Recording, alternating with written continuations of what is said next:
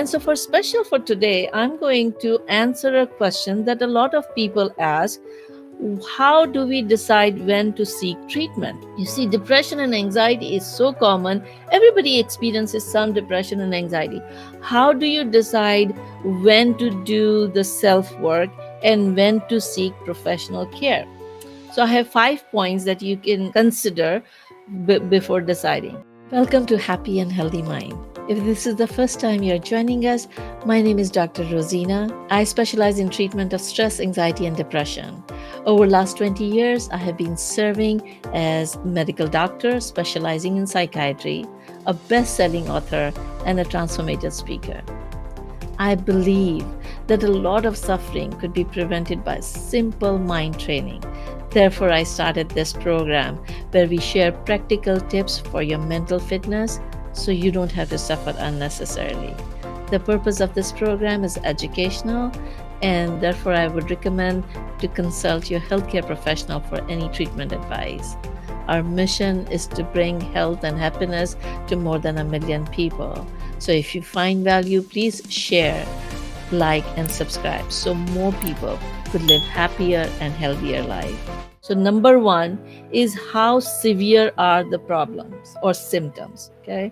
So everybody feels a little depressed when something bad happens. Everybody feels a little anxious before, if they are worried about something, before an exam, before starting the Facebook Live, before doing anything new. There's a little bit of anxiety, which is normal, and it helps you prepare for things.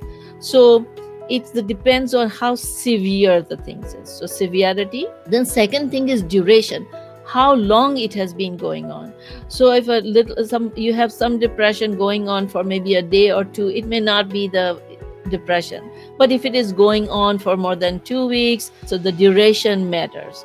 The third thing is how it is interfering in your life. So is it something that is preventing you from being able to function at work or school or in family? And in some ways it is affecting your functioning.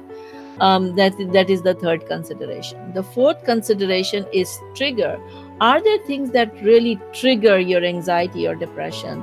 Like, when you go to a party and suddenly, you see somebody and you get really triggered, or simple things. So then you start avoiding. And so then the fifth thing is how overall it is impacting your life.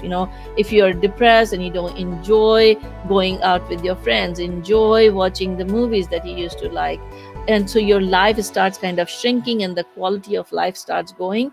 And so those are the 5 points to consider.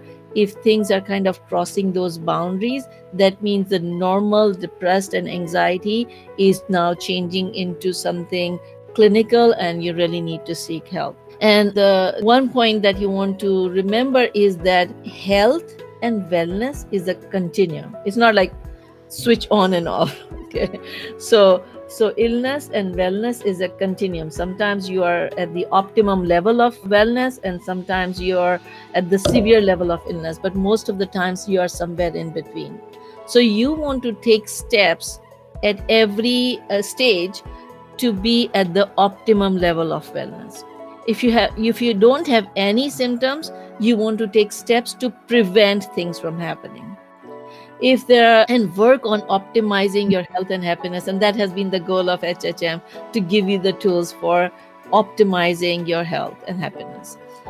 If you are having some symptoms, whether in terms of depression or stress or anxiety or other problems, but it is not severe enough to reach the clinical level, then you need to take more steps to prevent that stress from becoming more severe. And if you do have the symptoms that are meeting the criteria, then you want to seek treatment so that it doesn't get further worse. So those are the 3 levels of prevention. I call it primary prevention when there is no problem. Secondary prevention, a little bit problem, you're at risk but not severe. and the tertiary prevention when you are having the illness, then you take the steps from getting it worse. And all these things I'm going to be talking about in my upcoming book, Dodging Depression and Anxiety. And I hope it would help a lot of people take these preventive actions. Please share with me any questions that you would like me to address in the book. If you'd like to be part of the early readers group, please share, and I'll continue to share more and more tools in these programs in future. So let me leave you with this question. Are you going to choose to hide your suffering and not take steps to get better? Or are you going to choose to become conscious and mindful of what is going on and take steps to live your best life? On that question, stay safe, healthy, and happy. Till next time.